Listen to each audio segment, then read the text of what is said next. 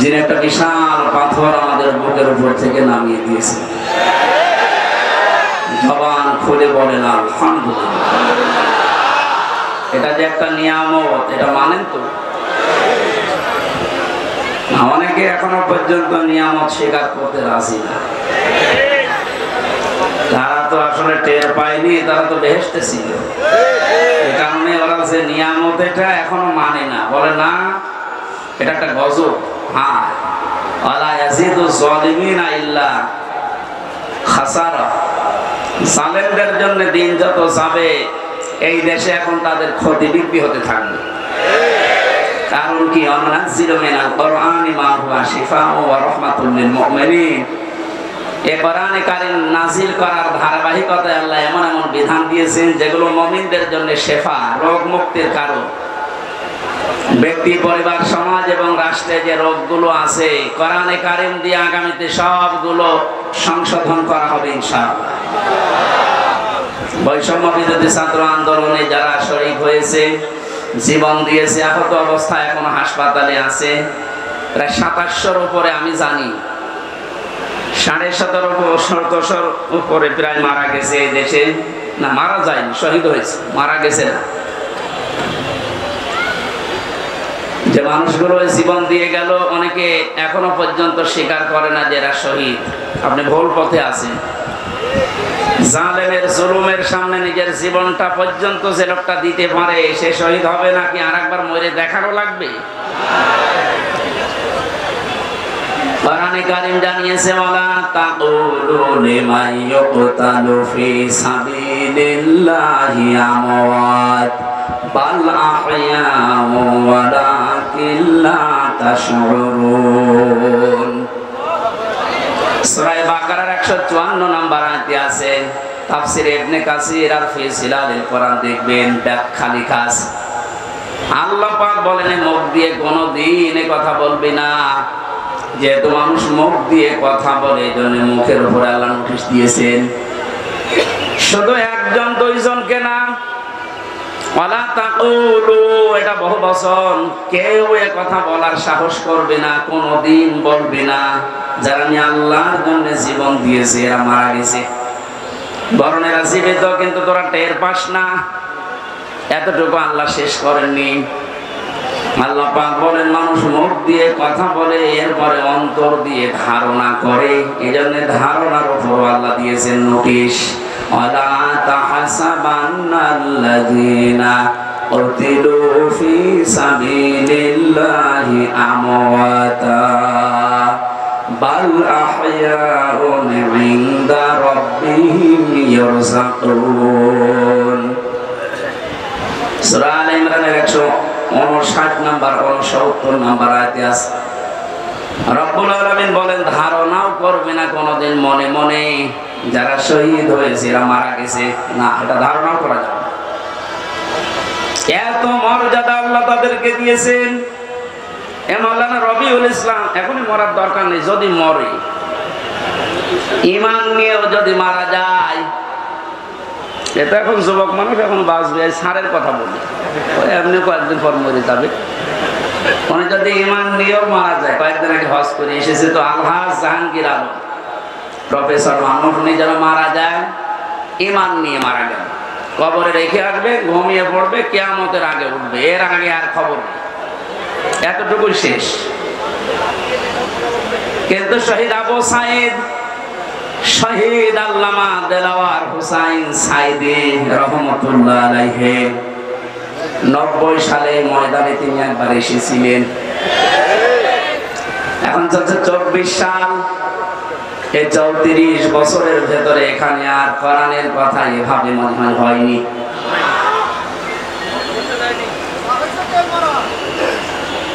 এই মানুষগুলোর নাম বললাম, ওনারা প্রফেসর জাহাঙ্গীরের মতো শুধু ঘুমিয়ে থাকবে কবরে না, আল্লাহ বলেন ওরা জীবিত থাকবে। ইনদা রাব্বিহিম ইয়ারযাকুন, ওরা তাদের রবের কাছে রিজিক খাবে। সুবহানাল্লাহ। আমরা জানি মানুষ ঘুমিয়ে থাকলে খায় না, যেহেতু উনি ঘুমিয়ে পড়বে এই জন্য ওনার খাওয়ার দরকার নেই। যারা জীবিত থাকবে মানুষগুলোর খাবারের দরকার হয়। কিয়ামত পর্যন্ত মহান আল্লাহ শহীদদেরকে নিজে দায়িত্ব নিয়ে খাওয়াবেন। ধরে বলেন আল্লাহু আকবার। শহীদ আবু সাঈদের কি তার জীবনের কোনো মায়া ছিল না? কয়েকদিন আগে গিয়েছিলাম রংপুরে, কবরে জিয়ারত করার পরে দেখলাম ওর বাবা বেরিয়ে এসেছে। আমার বলছে, হুজুর আমার ছেলেটা ছোটবেলা থেকেই প্রতিবাদী, অন্যায় দেখলেই ওর নিজের সমর্থন নেই, তারপর প্রতিবাদ করতো। এই শব্দটাকেই তো আমরা চাই। অন্যায় যেখানে হবে প্রতিবাদ সেখানে হবে, এইটার আরবি নাম জিহাদ।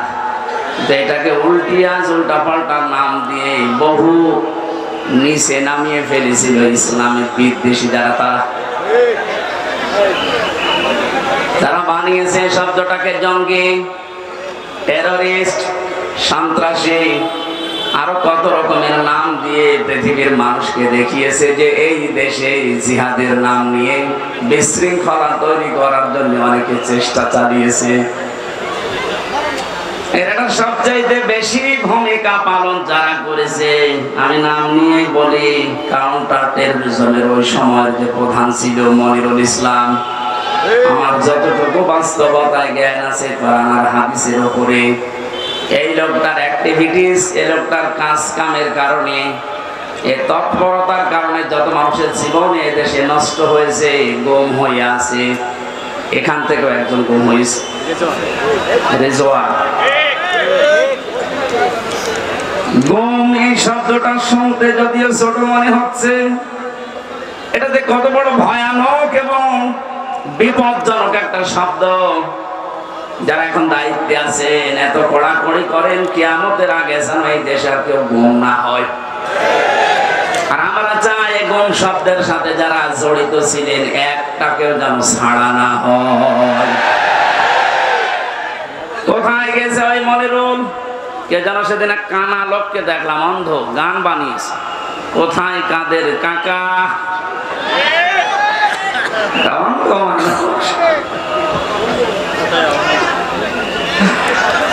সুতরাং আমরা চাই এই গমের সাথে যারা জড়িত ছিলেন, আয়না ঘর বানিয়ে যারা মানুষকে একদিন 2 দিন না 8 বছর 10 বছর পর্যন্ত, আমার মনে হয় যাদের ভেতরে অন্তত যারা পরিমাণে মনুষ্যত্ব আছে, তারা কোনদিন আয়না ঘরের ভেতর থেকে পাহারা দিয়ে এসে নিজের বাড়িতে ঘুমানো সম্ভব না। আমি রিমান্ডে যে মাটির নিচে ছিলাম সেখানে ওরা রেখেছিল, আমার উপর যে অত্যাচার করতো, মাঝে মাঝে চিন্তা করতাম, আল্লাহ এরাও তো মানুষ, এরা বাড়িতে স্ত্রীর কাছে থাকে কি করে?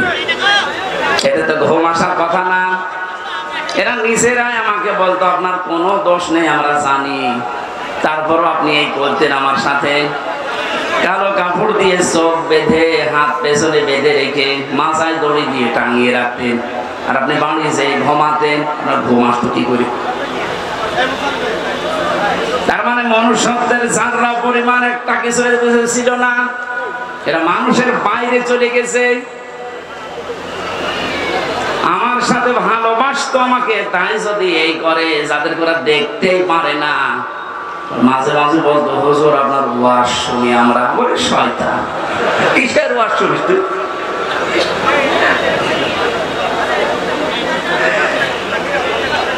আমি এখান থেকে একটা মেসেজ দিতে যাচ্ছি, যেহেতু রেকর্ড হচ্ছে।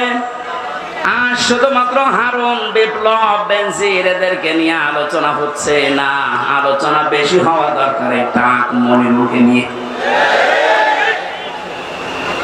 বহু মানুষের জীবনে লোকটা নষ্ট করেছে এই জঙ্গি নাটক সাজিয়ে, বিশ্বের কাছে দেখাতে চেয়েছে হ্যাঁ এদেশে এরকম কিছু আছে। 2 টাকা খরচ হলে সেখানে 20 টাকা রাষ্ট্রের খরচ করেছে। এর একটা শাস্তি হওয়া দরকার, নয়তো সামনে এরকম বহু শয়তান উৎপত্তি আছে, ওরা এসে আবার এটা চালু করবে। একে যদি যেভাবে শাস্তি দেওয়া দরকার ওইভাবে দেওয়া যেত, সামনে এসে অন্যায় হবে বলে আশা করছি বন্ধ হয়ে যেত। কথা বলেন ঠিক কিনা? আমার মনে হয় আয়না ঘরটা একেবারে বিলুপ্ত না করে রেখে দেওয়া দরকার। তাম পৃথিবীর মানুষেরা কিয়ামত পর্যন্ত এই পৃথিবীতে যারা আসবে, বাংলাদেশে যারা দেখতে আসবে এরা যেন দেখে বোঝে যে এই দুনিয়ায় বাংলাদেশ নামক যে দেশ ছিল, এ দেশে একটা জালেম ছিল। 1628 জন মানুষ দায়িত্বে ছিল, তার ভেতরে একজনের হাত খোলা ছিল, আর বাকি 1627 জন মানুষের হাত সব বাঁধা ছিল। গত কয়েকদিন আগে আমার যত মামলা ছিল সব ঢিসমিস হয়ে গেছে, সব বেকসুর খালাস দিয়ে দিয়েছে। আমি মনে করলাম মাননীয় আদালতকে প্রশ্ন করে যে মাননীয় আদালত, এই মামলা তো 3 বছর আপনার কাছে ছিল, প্রত্যেক মাস 2 মাস 3 মাস পরে পরে মামলা আপনার কাছে আসতো, 3 বছরে কতবার এসেছে, আপনি কোনদিন এই মামলার রায় দিলেন না। আগে বলতেন যে হাত বাঁধা, এখন হঠাৎ করে রায় দিয়ে, শুধু রায় না বেকসুর খালাস, তার মানে আপনি প্রমাণ করে দিলেন যে আমার কোনো দোষ নেই। কথা বলেন না, আমার কোনো দোষ পাইনি, এই জন্যই তো আমাকে বেকসুর খালাস দিয়েছে। তাহলে আমার 3টা বছর যে নষ্ট করে দিলেন, কেড়ে নিলেন, যেভাবে কষ্ট দিলেন, আপনাকে জেলখানার কন্ডেম সেলের ভেতরে আমারে রাখলেন।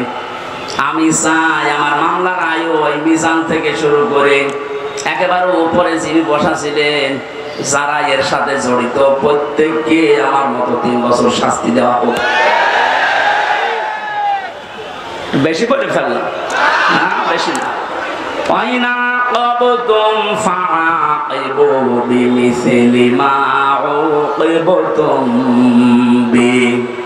যতটুকু অত্যাচারিত তুমি হও, ওই পরিমাণে যদি করো, কোনো গুণা নেই। আমি তো এইটাই চাচ্ছি। আপনি আমার উপরে যা করেছেন, আমারটা আমি বললাম। ব্যারিস্টার আরমানের উপরে যা করেছেন 8 বছর, আমাকে তো 1 তালা মাটির নিচে নিয়েছিলেন, আর ওরে নিয়েছে 3 তালা মাটির নিচে। আজান কি, দিন কখন রাত কখন আমরা জানতাম না, আন্দাজে ইশারায় নামাজ পড়তাম। এই কঠোর অবস্থা 1 দিন 2 দিন হলে মেনে নেওয়া যায়, 8 বছর কল্পনার বাইরে চলে যাবে। এরপরও অনেকে সাফাই গাছে যে কি করেছে, তারে কুকুরের মতো তাড়িয়ে দিলেন। আজকে তার ছেলে স্ট্যাটাস দিয়েছে, বাংলার মানুষেরা আমার মাকে কুকুরের মতো বিদায় করে দিয়েছে। লজ্জা করেন এই কথা বলতে, কি বলছে না বলছে, মাথা খারাপ হয়ে গেছে। কেন কুকুরের মতো তাড়িয়ে দিয়েছে? তার বাস্তবতায় আয়না ঘর। আমার যতটুকু বাস্তব জ্ঞান আছে, এদেশের 18 কোটি মানুষকে যদি জালিমরা যা করেছে, 18 কোটি মানুষ সবাই বলে আমরা মাফ করে দিলাম, উদার হয়ে। ব্যারিস্টার আরমানের বউ জীবনও মাফ করবে না।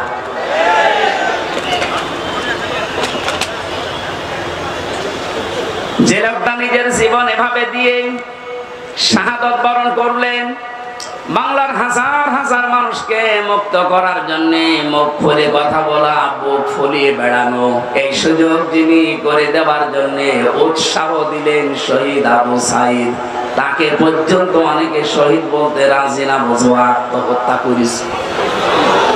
মানুষ কি অবস্থায় ছিলেন এই 16 বছর আপনি টের পাননি? আপনি টের পাবেন কি করে? আপনি তো বাতিলের 5 আটা গোলামি করেছেন। আমাকেও বলেছিলাম কুষ্টিয়া ভার্সিটিতে ওলামা লীগের সেক্রেটারি তোমারে বানাবো, শুধু আমাদের উন্নয়নমূলক কাজগুলো তুলে ধরবা। কি উন্নয়ন করেছেন আপনি? শুধু মোড়ে মোড়ে মানুষের ছবি আর মূর্তি। কত হাজার কোটি টাকা খরচ করে এগুলো বানালেন, কি হয়েছে? 5 তারিখে 1:30টার সময় পালালেন, 5টা বাজতে বাজতে দেশের একটা জায়গাও আমি আর দেখলাম না আছে। 2 এক জায়গায় দেখেছি একটু সিটা ফোটা, ওই রংপুরের এলাকায়, ওখানে আবার উপরে লিখে দিয়েছে চোর। কি অপমান করলে আপনি অপমান হবে? এখনো পর্যন্ত যদি কেউ জালেমের সাফাই গান আর এই মাসলুমের পক্ষে কথা না বলেন, আপনিও আর এক জালেম। শহীদ আবু সাইদ যেটা করে দেখিয়েছে, শহীদ মুগ্ধ ভাই, ইয়ামিন ভাই, রায়হান ভাই, 1750-র উপরে জীবন দিয়েছে এই দেশে 5 তারিখের আগ পর্যন্ত। যারা এগুলো জীবন দিয়ে গেল, উৎসাহ দিয়ে হাজারো মানুষকে, লক্ষ মানুষকে রাস্তায় নামিয়ে জালেমকে বিদায় দিল, আল্লাহ প্রত্যেককে শাহাদাতের সর্বোচ্চ মাকাম যেন দান করে। কোনদিন কথা বলবেন না ওরা মারা গেছে, ধারণাও করবেন না। বৈষম্য বিরোধী ছাত্র আন্দোলন করতে গিয়ে যে 9 দফা আমি দেখতে পেয়েছিলাম, এর 2 নাম্বার যে দফা ছিল রাষ্ট্র সংস্কার করবে, তারা শুরু হয়ে গেছে অলরেডি। আমরা আহ্বান জানাবো যারা দায়িত্বে আছেন, ইমিডিয়েটলি সকাল আসতে আসতে যেন শুনি বাংলার 1628টা চেয়ারের আগের কেউ নেই, সব নতুন এসেছে। এটা এত জরুরি এখন, কারণ এগুলো সব ছিল জালেমদের দোসর। জালেমের একা অত ক্ষমতা ছিল না, এগুলো সব সাহায্য করেছে। যতগুলো কারাগারে আলেমদেরকে সব চাইতে বেশি শাস্তি দিয়েছে, তার ভেতরে কাশিমপুরের হাই সিকিউরিটি এইটা। এরা হুজুর দেখলে, আলেম দেখলে, একামতে দিনের লোক দেখলে ওদের বৃদ্ধি বেড়ে যেত। অন্যান্য মানুষ মার্ডার করে এসেছে, তারা সারাদিন ঘুরে বেড়ায়। আর আমার মূল্য চুরি মামলা 24 ঘন্টা ফাঁসির কন্ডেম সেলের ভেতরে তালা লাগিয়ে রাখে, এরপর আবার সিসি ক্যামেরা দিয়ে রাখে, আমার সাথে কেউ যেন কথা না বলে। এমনি মুখ দিয়ে কথা বের হচ্ছে, ভেতরে কত জ্বালা বলেন তো আমার। আমি আহ্বান জানাবো, 1,10,000-এর উপরে এখনো পর্যন্ত বাংলার বিভিন্ন কারাগারে মানুষ বন্দী আছে। এর ভেতরে আমার মনে হয় 100 জনের 70 জনই তার মামলা সম্পর্কে আমার মতো জানি না। আমি যেমন 3 বছর পরে মুক্তি পেয়েছি, ওরাও দেখবেন 3-5 বছর 10 বছর পরে এমনি মুক্তি পেয়ে যাবে। শেষে প্রমাণ করবে আদালত যে এ নির্দোষ, কোনো দোষ পেলাম না। তাহলে 10 বছর নষ্ট করলেন কেন? আমার যে ধারণা, বাস্তবে আমার মনে হয় যত মানুষ বেকসুর খালাস পাবে, এর সাথে যে পুলিশ জড়িত, যে কর্মকর্তা জড়িত, যে বিচারপতি জড়িত, এতদিন আপনি রায় দিলেন না কেন? বলেন আমার হাত বাঁধা। হাইকোর্টের বিচারপতি যদি বলে আমার হাত বাঁধা, চেয়ারে বসার দরকার কি? ভ্যান চালিয়ে খান। যেহেতু 1628 জনের মাত্র একটা হাত খোলা ছিল, বাকি সব বাঁধা ছিল।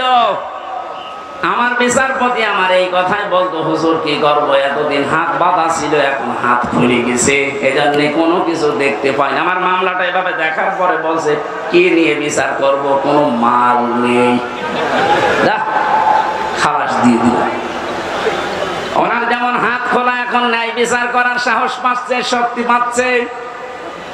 সারা দেশে যত চেয়ার আছে, কারো হাত আমরা বাধা দেখতে চাই না, সব খোলা দেখতে চাই। কালকে আমার রাতে ছিল চৌগাছা, ওসি সাহেব এসে আমার সাথে খাবার খাবে বলে আকাঙ্ক্ষা পেশ করি যে আমি খাবার খাবো। দেখা করার পরে বলছো, হুজুর আমি আপনাকে থানায় এই কয় বছর আসতে দেইনি, আমার মাফ করে দেন। আমার কিছু করার নেই, আমার হাত বাঁধা ছিল। শুধু এই ওসি না, এদেশের 1628 জন যে বলছে, আমি হিসাব করে করে দেখেছি, 64 জেলার 64টা DC, SP, ASP, UNO, OC, MP, মন্ত্রী, উপজেলা চেয়ারম্যান, মেয়র, এগুলো হিসাব করে মিলাবেন, দেখবেন কলম খাতা দিয়ে 1628 জন হবে। এই মানুষগুলো এখন সব যেহেতু হাত খোলা, আমরা চাই যে এদের হাত কিয়ামতের আগে যেন আর কেউ বেঁধে দিতে না পারে, তাহলে ন্যায় বিচার কায়েম হবে। আর পরিপূর্ণ যদি দেখতে চান তাহলে কোরআন লাগবে। কথা বলেন না কেন? অনেকে প্রশ্ন করে, কয়েকদিন আগে আপনি সিঙ্গাপুরে, মালয়েশিয়া গেলেন, ওখানে তো কোরআনের আইন চলে না, ওখানে তো ন্যায় বিচার আছে। হ্যাঁ আছে, 100 নেই। ওরাও আন্দাজের উপরে মানুষের কথা শুনে অনেক অবিচার করে, আমি নিজে দেখেছি। কারণ ন্যায় বিচার কায়েম করার জন্য এইটার বিকল্প পৃথিবীতে কিছু নেই। অমান হাকামা বিহি আদালা, যারা কোরআন দিয়ে বিচার করে এরা ন্যায় বিচার কায়েম করতে পারে। সুতরাং পৃথিবীর যেখানে এইটা কায়েম না হবে, 100 ভাগ আপনি ন্যায় বিচার পাবেন না। 53 বছর তো দেখতে পেলেন, এই যে মাওলানা আজিজুর রহমান মুরব্বী বসে আছে, 53টা বছরই হয়তো উনি দেখেছে, ওনার বয়সটা দেখছি। বাবা চালিয়েছে উনি দেখেছে, স্বামী চালিয়েছে উনি দেখেছে, চাচা চালিয়েছে উনি দেখেছে। আমার যেহেতু 92 সালে জন্ম, চাচা পর্যন্ত মনে হয় আমি পাইনি, কিন্তু বগুড়টা আর ভাবিরটা তো দেখলাম। কথা বলছে না কেন? 53 বছরে কি হয়েছে সব দেখতে পেলাম, বিশেষ করে এই 2 ট্রাম। কাঙ্ক্ষিত মানে কি আসে তা তো সবই দেখেছি, কারণ মুখে মুখে খালি বুড়ি উড়িয়েছি, উন্নয়নের মহাসড়কে দেশ চলছে। এজন্য আহ্বান জানাচ্ছি, এখন শুধু বাকি আছে এইটা দিয়ে দেশ চললে কেমন দেখা যায়। আর 56,000 বর্গ মাইল চলে, আর কেমন দেখা যায় এটা দেখে মরার খুব ইচ্ছা আমার। কার কার ইচ্ছা আছে এটা দেখতে? হাত তোলেন তো, লিল্লাহে তাকবীর। আন্দাজ হাত তুলবেন না, সামনে কিন্তু আসছে এটা দেখার। লিল্লাহে তাকবীর।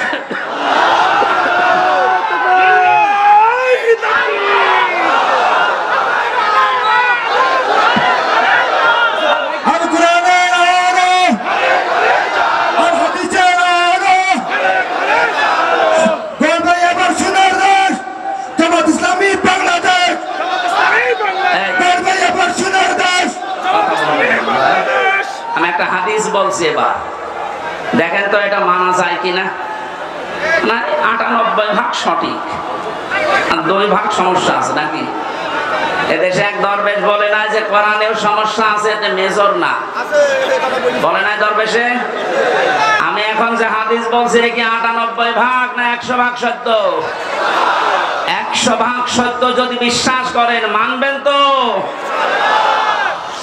আন আবি হুরায়রা রাদিয়াল্লাহু তাআলা আনহু قال قال النبي صلى الله عليه وسلم।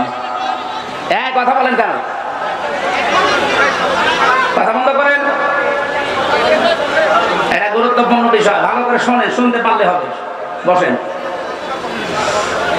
মান ইত্তাবাআল হুদা বিগাইরিল কুরআন আদাল্লাহুল্লাহ। তিরমিজি শরীফের হাদিস, যে 6টা গ্রন্থ হাদিসের অথেন্টিক আছে, তার ভেতরে এটা একটা। আল্লাহর নবী জানিয়েছেন এই পৃথিবীতে কোরআন বাদ দিয়ে কেউ যদি কোনো জায়গায় ভালো হওয়ার নিয়তেও যায়, আল্লাহ নিজে দায়িত্ব নিয়ে তাকে গোমরা বানিয়ে দেয়। আর আমরা জানি গোমরা মানুষ যাবে কোথায়? আরো জোরে, জোর হইল না, বলেন আর একবার। এবার হাদিসের বাস্তব ব্যাখ্যা শোনেন। কোরআন যেখানে নেই, এখানে যদি আপনি ভালো হওয়ার নিয়তেও যান, আপনাকে খারাপ বানানোর দায়িত্ব হামজার। তাহলে দল্লায়া দিল্ল দিত, আপনি নিজেই নিজেকে খারাপ বানিয়ে ফেলেছেন। এটা যেহেতু ভাবে ইফাল থেকে এসেছে, আদাল্লা ইউদিল্লু, বাংলা অর্থ দাঁড়িয়েছে আপনি হয়তো ভালো হওয়ার নিয়তে কোনো জায়গায় গিয়েছিলেন, কিন্তু সেখানে কোরআন ছিল না, কোরআনের কর্মসূচি চলে না, আপনি গেলেন কেন সেখানে? এই জন্য আল্লাহ নিজে দায়িত্ব নিয়ে আপনাকে গোমরা বানাবে, আর গোমরা মানুষ যাবে। সুতরাং আজকের এই ময়দানে গরমে শুধু আসা না, কঠিন একটা সিদ্ধান্ত নিয়ে যাওয়া লাগবে। কোরআন যেখানে নেই, ওই দরবার যদি আমার বাবাও কায়েম করে, ও দরবারে আমি নেই। কোরআন যে রাজনৈতিক দলে নেই, যাদের কর্মসূচিতে কোরআন নেই, ও রাজনৈতিক দলের প্রতিষ্ঠাতা যদি আমার বাবাও হয়, আমি ওই দলে নেই। কারা কারা এটা মানতে পারবেন দেখি? আমরা হাত তুলবে না কিন্তু।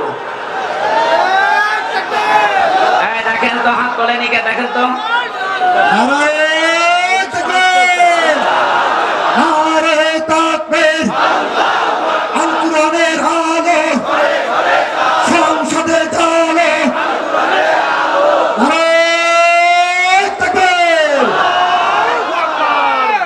পুলিশের হাত তোলার দরকার নেই, পুলিশ তো নিরপেক্ষ থাকবে, পুলিশ হাত না। তারপরও আপনাদের কোরআনের পক্ষে থাকা লাগবে। আপনি কি জাহান্নামী হতে চান? এটা আমি আর কি করার জন্য, খেলা করার জন্য বলি না। কোরআন যেখানে নেই, সে যে দল হোক, যদি জামাতে ইসলামী বাংলাদেশের ভেতরে কোরআন না থাকে, কোরআনের কর্মসূচি না থাকে, এই দলে থাকা, এখানে সাপোর্ট করা হারাম।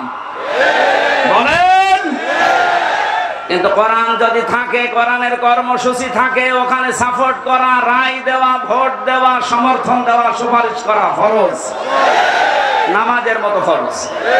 বলেন। আমার মনে হয় মাহফিল আজকে হয়ে গেছে, যদি আপনি মেনে নিতে পারেন তাহলে মোনাজাত করে দিই, কে ওয়াজ করবো আর। আজকে আমরা তেলাওয়াত করেছি গুরুত্বপূর্ণ একটা আয়াত, সূরা আলে ইমরানের 102 নম্বর আয়াত। আমরা তো জন্মের পর থেকে আয়াতটা শুনছি, কিন্তু তিনটা বিষয়ের ভেতর আল্লাহ এমন ভাবে সাজিয়েছেন, যেহেতু তাফসীরুল কোরআন মাহফিল লিখেছেন, আমরা হক আদায় করার একটু চেষ্টা চালাচ্ছি ইনশাআল্লাহ। জবান খুলে আগে একটু তেলাওয়াত করেন, আউযু বিল্লাহি মিনাশ শাইতানির রাজিম, বিসমিল্লাহির রহমানির রহিম,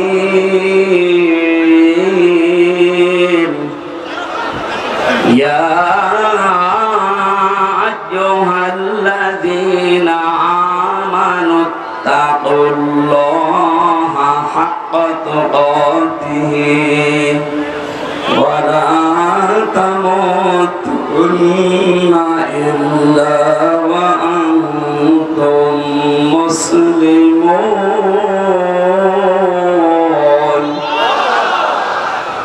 সূরা আলে ইমরান নামকরণ আছে, ঐতিহাসিক প্রেক্ষাপট আছে, বাস্তবতার কিছু শিক্ষা আছে। সবগুলো বলতে গেলে আবার আজান হয়ে যাবে। আমি শুধু এখান থেকে যে শিক্ষাগুলো বের করতে পেরেছি ওইগুলো আপনাদেরকে আমি শোনাচ্ছি। আল্লাহ প্রথমেই ডাক দিয়েছেন শুধু ঈমানদারকে। এই আয়াতের মুখাতেব যারা, তারা ঈমানদার, কোনো বেঈমান এই আয়াতের ভেতরে নেই। এখানে যদি কোনো বেঈমান থাকেন আপনি চলে যান। দেখেন তো কোনটা যাচ্ছে, না এটা না। বেঈমানের আর ঈমানের কি পার্থক্য? মানে আমি যে ঈমানদার এটা বোঝা যাবে কখন? ইদা সাররাতকা হাসানাতুকা ওয়া সাআতকা সাইয়্যাতুকা ফাআনতা মুমিন। সাহাবে প্রশ্ন করলেন, হে নবী, আমার যে ঈমান আছে আমি কিভাবে টের পাবো? বিশ্ব নবী বলেন, যখন তোমার ভালো কাজগুলো তোমাকে আনন্দ দেবে, অন্যায় কাজ দেখলেই তোমার কষ্ট লাগবে, তখন বুঝবে যে তোমার ঈমান আছে। বেনাপোলবাসী, এই বেনাপোলে এমনও মানুষ আমি পেয়েছি, ভালো কাজ দেখলে করলে বড় আনন্দ লাগে না, কষ্ট লাগতো। এই ময়দানে এনামুল হাসান আমার মাহফিল নিয়েছিল, এখানে যিনি ওই সময় দায়িত্বে ছিল, কি অপূর্ব নাকি নাম জানো, সে যে হাসান হোক, এতটুকু মনে আছে আমার। লোকটা আমার নিজে জানিয়েছে, আপনি যেন যশোর পার হবেন না, মনে হচ্ছে দেশ ওর বাবার। এখন মামলা খেয়েছে, এখন টের পাচ্ছে। ওর যে অন্যায়ের ফেরেশতা দেখলাম, ফেরেশতা যদি ওরে ধরে ওর বাপ বলার সময় দেবে না।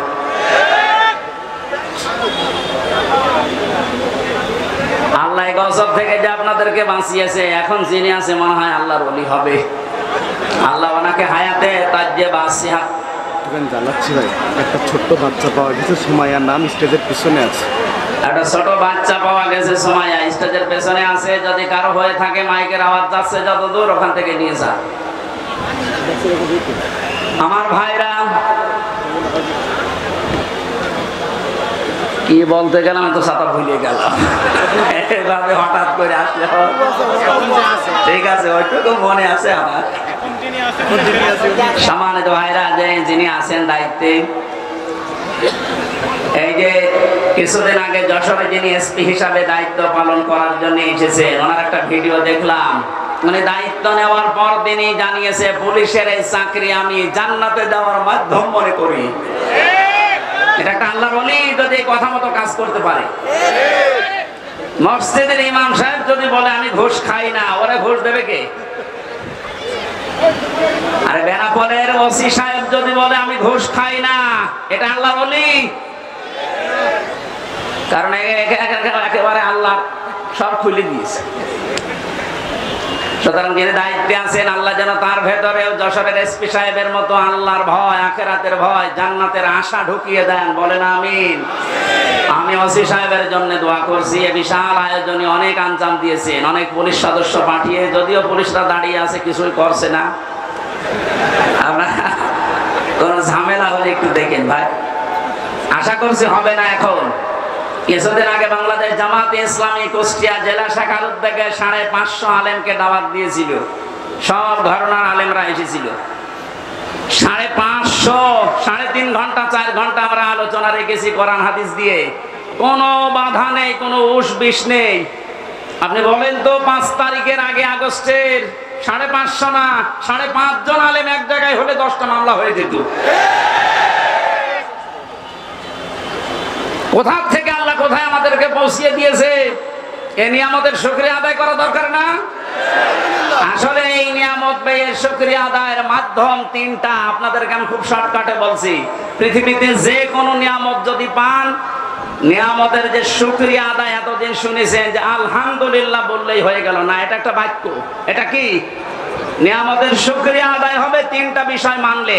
1 নম্বরে আপনাকে মুখে বলা লাগবে যেটা নিয়ামত। এটা কি? এদেশের 100 জনের 80 জন বিশ্বাস করছে, মেনে নিয়েছে যেটা নিয়ামত, খালি 20 জন এখনো মানে না। এক কথা বলেন। এই জন্য একটা উদাহরণ আমার মনে পড়ছে। হোস্টেলে খাবার খায় 100 জন, সকালবেলা ওদের দেওয়া হয় পাউরুটি আর কলা। 20 জন বলছে চা দেওয়া হচ্ছে, এভাবে দেওয়া হোক, আমাদের অসুবিধা নেই।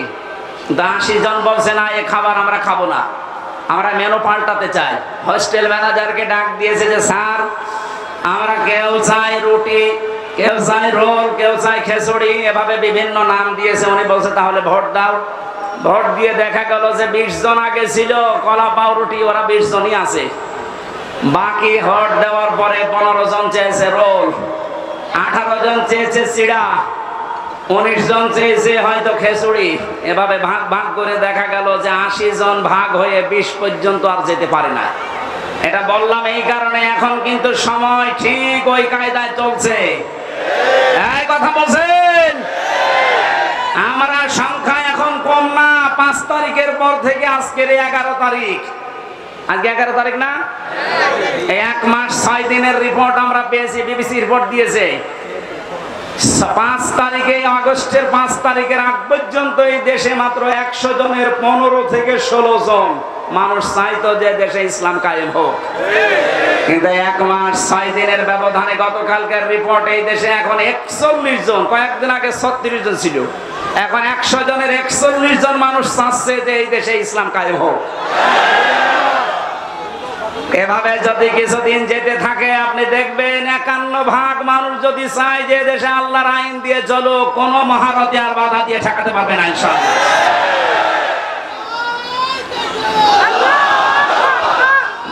আমার কথা শেষ। বসা বসা। সম্মানিত ভাইরা, আমরা 80 জন, এরপরও আমরা 20 জনের সাথে পারছি না, কারণ ওরা সব এখনো কলা পাউরুটিতে আছে। কথা বলেন। আমরা 80 জন যদি এখন ভাগ ভাগ হয়ে 15, 17, 18, 19 যায়, 20 পার হতে না পারি, কিয়ামতের আগে কিন্তু এদেশে আল্লাহর বিধান আসবে না। আমরা চাই ছোটখাটো বিষয়ে সব মতপার্থক্যবাদ। এই আয়াতের পরবর্তী আয়াতে এই কথাগুলো আল্লাহ দিয়েছেন, তোমরা সবাই মিলে ঐক্যবদ্ধ হয়ে আল্লাহর রজকে আঁকড়িয়ে ধরো। মাওলানা মামুনুল হক হাফিজাহুল্লাহ 3 বছর আমার সাথেই ছিল পাশের রুমে। উনি মাঝে মাঝে আমার বলতেন, হামজা, বাইরে ভাবতাম কি আর ভেতরে এসে দেখছি কি। আমরা মারামারি করতাম বাইরে, 5 কলিনা 3 কলিনা লম্বা টুপি এই নিয়ে। মওদুদী রহমতুল্লাহ আলাইহির এই ভুল আমরা ধরতাম। কেউ হাত বাঁধা নিয়ে, কেউ মোনাজাত নিয়ে ফতোয়াবাজি করতাম। আর এখানে এসে বাস্তবতায় কি দেখছি, বাইরে যদি যেতে পারি, কথা দিয়ে গেলাম তোমার সাথে, বাইরে যেতে পারলে সব ছোটখাটো বিষয় বাদ, আমরা সব এখন আল্লাহর দ্বীনের জন্য এক হব। আমি দেখতে পাচ্ছি ইউনিয়নের কথা রাখতেছেন, সব ঘরানার ইসলামী মাইন্ডের হোক আর যারা উদারপন্থী এই দেশে আছে জালেম বাদ দিয়ে, তারা সব এখন প্রায় এক হয়ে গেছে। যেহেতু এটা ফরজ উনি উপলব্ধি করেছে, উনি তো আর আমার মতো ছোটখাটো হুজুর না, শাইখুল হাদিসের বেটা শাইখুল হাদিস। এক কথা বলে না কেন, যে সিদ্ধান্ত নিয়ে উনি এগিয়ে এসেছেন। আর যেভাবে মানুষ ছাড়া দিচ্ছে দেশের সব ইসলামপন্থী মানুষেরা, সামনে একটা সম্ভাবনা আমি দেখতে পাচ্ছি। ভেতরের অবস্থাটা বাইরে এসে এখন যেটা বুঝলাম, আমার আল্লাহ মনে হয় চাচ্ছেন যে তার কালাম দিয়ে আমাদের এই দেশটা চলুক। এই জন্য পাঠাতে হবে ডিপজলকে, মিশন সওদাগরকে, পরিমণিকে পাঠাবেন। দেখে মাওলানা আজিজুর রহমান কথা বলে।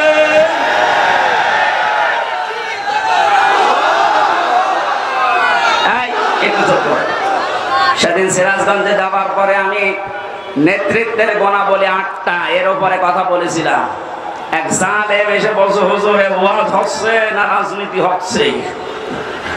এইটাই আসলে আজ এতদিন পর্যন্ত আমাদের আদর্শ ঠিক করতে পারি নাই। এই কারণে এই মাথার উপরে যাদের ঝুড়ি ছিল আমাদের পর্যন্ত আসি না।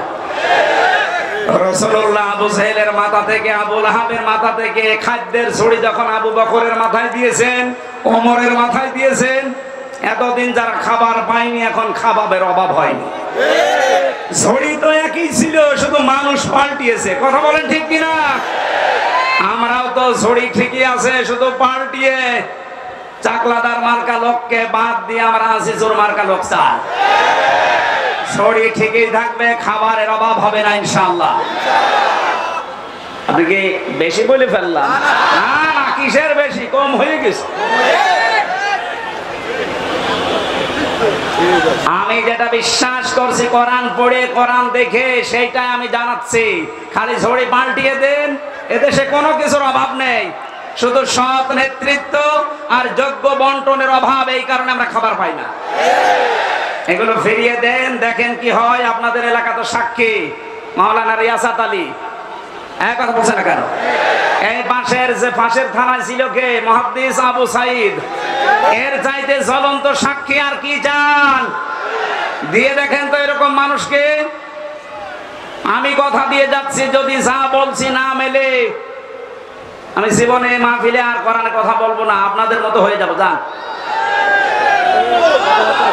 এই জন্য আল্লাহ ভালো কাজ দেখলে যদি আমাদের ভালো লাগে, আনন্দ লাগে, অন্যায় দেখলে যদি কষ্ট লাগে, দুঃখ পান, বুঝবেন যে আপনার ভেতরে আর যা থাক ঈমান আছে। এইরকম ঈমানদারকে আল্লাহ ডাক দিয়েছেন, ইত্তাকুল্লাহ, আমি আল্লাহকে ভয় করো।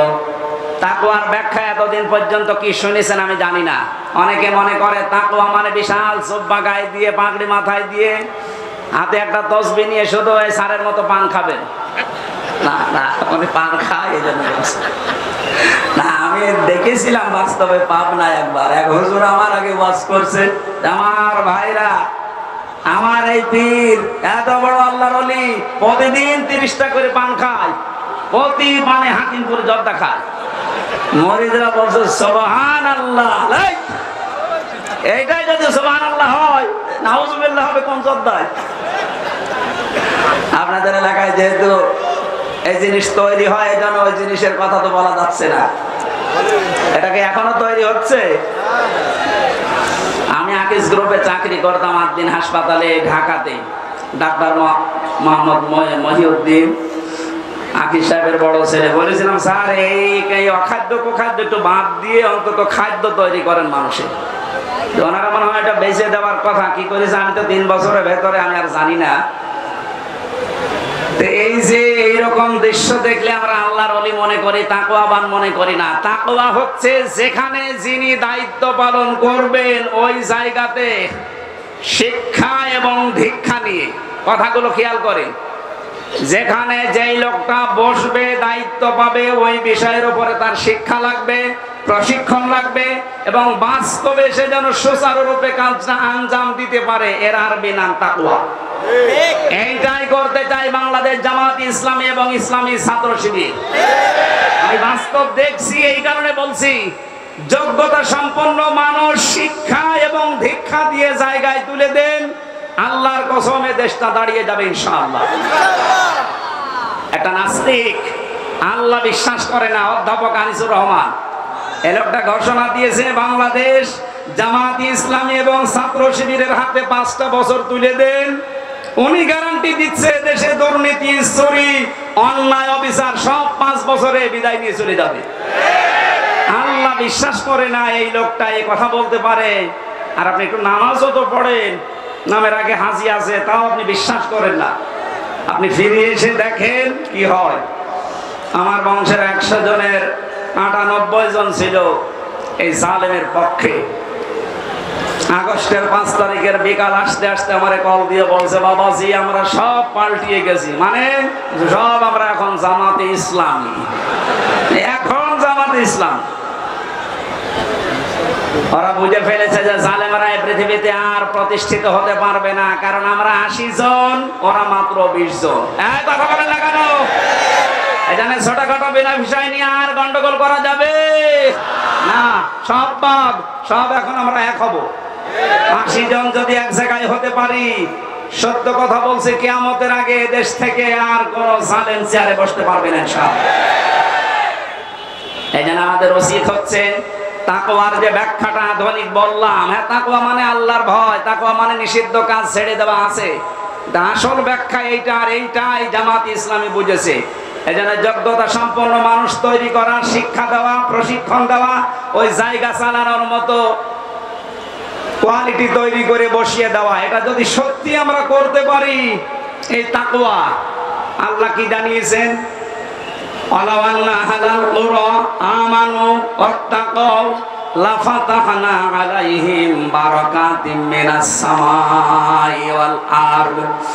আল্লাহ বলেন আমার উপরে ঈমান আনার পরে যদি তাকওয়া অবলম্বন করতে পারো, তার মানে এইভাবে যেভাবে প্রশিক্ষণ দিয়ে 3 মাস 6 মাস 1 বছর পরে পরে খুঁটি বানায় এক একটা, এভাবে যদি তৈরি করে নিতে পারো, আমি আল্লাহ গ্যারান্টি দিচ্ছি, লাফাতাহনা লামে তাকিদ সুপারলেটিভ ডিগ্রি, এটা যত রহমত বরকতের দরজা আকাশ জমিনে আছে আমি আল্লাহ সব খুলে দেব।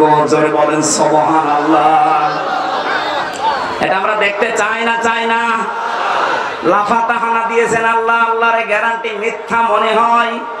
বলেন 100% বিশ্বাস করে আল্লাহর কোরআনের এই সূরা আনআমের না আরাফের 96 নম্বর আয়াতটা আল্লাহ যখন গ্যারান্টি দিলেন ঈমান আছে তোমাদের, এই অনুযায়ী তাকওয়া অবলম্বন করো, যোগ্য ব্যক্তি তৈরি করে যোগ্য জায়গায় তুলে দাও, আমি আল্লাহ পাক এই 2টা শর্ত দেখলে আকাশ আর জমিনের বরকতের দরজা খুলে দেব।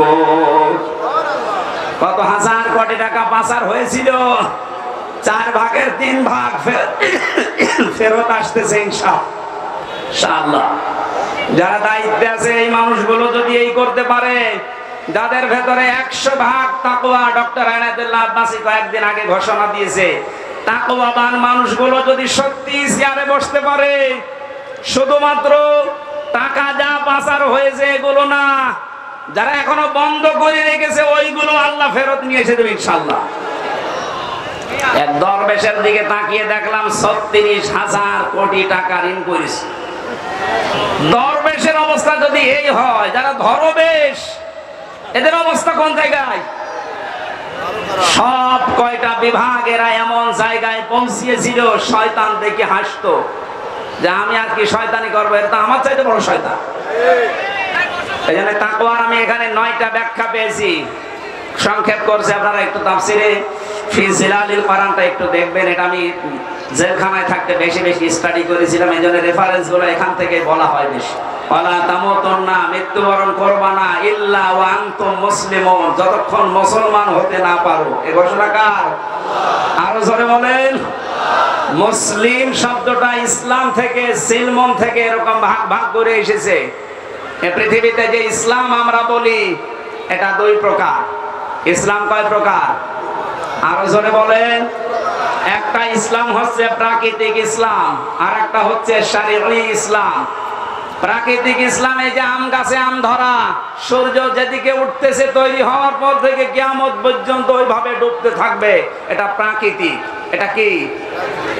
এইটার দায়িত্ব আল্লাহ মানুষকে ছেড়ে দেয়নি। সারা জীবন চেষ্টা করলেও আপনি আম গাছে তাল ধরাতে পারবেন? কারণ এই নিজাম, এই নিয়মটা কার বলেন তো? আল্লাহ এটা কায়েম করে দিয়েছেন, কিয়ামত পর্যন্ত থাকবে।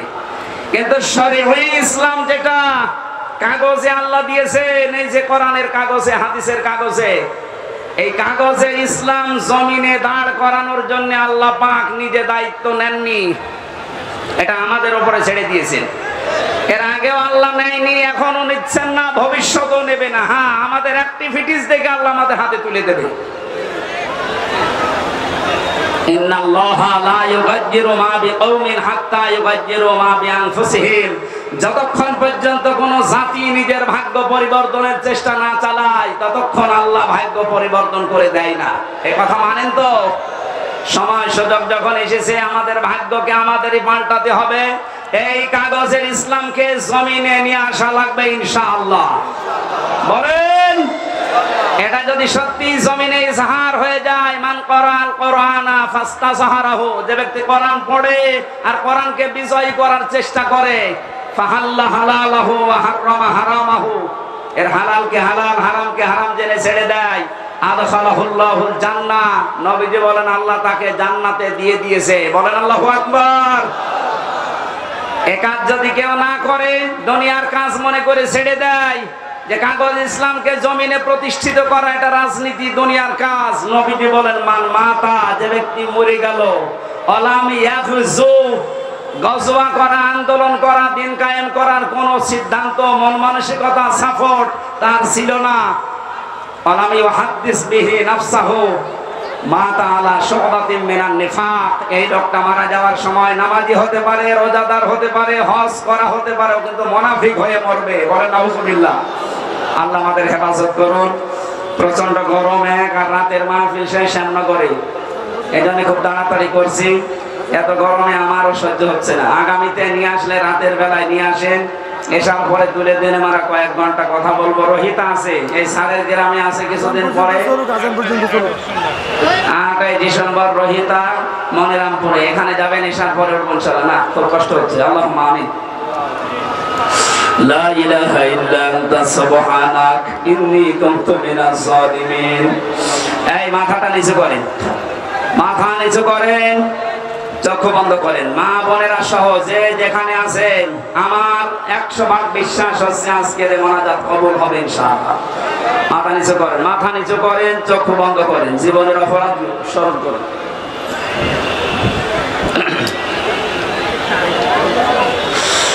রব্বানা যালামনা আনফুসানা ওয়া ইল্লাম তাগফির লানা ওয়া তারহামনা লানাকুনান্না মিনাল খাসিরিন। ও আরশের মালিক, দিনের বেলা হাজারো কাজ আমাদের ছিল, সব বাদ দিয়ে তোমার কোরআনের জন্য ছুটে এসেছি। তুমি তো বলেছো আমার দিকে এক পায়ে গিয়ে আসলে আমি তার দিকে দৌড়িয়ে যাই। দেখো আমাদের এখানে এমন মানুষ বসে আছে, 5টা মিনিট তার জন্য বের করা সম্ভব না, এত ব্যস্ত। সব বাদ দিয়ে তোমার কোরআন বোঝার জন্য, শোনার জন্য যারা ছুটে এসেছে, এদেরকে তুমি ওমরের মতো তুলে নাও। জিরো থেকে হযরত ওমরকে যেভাবে হিরো বানিয়ে দিয়েছ আল্লাহ, যশোরের এই মানুষগুলোকেও তুমি কোরআনের ইজ্জতে হিরো বানিয়ে দাও। মাহফিলের সওয়াব যদি দিয়েই থাকো, আল্লাহ তাআলা সাইফুল ভাই সহ, এনামুল হাসান বিন নূর সহ যত মানুষ এই মাহফিলে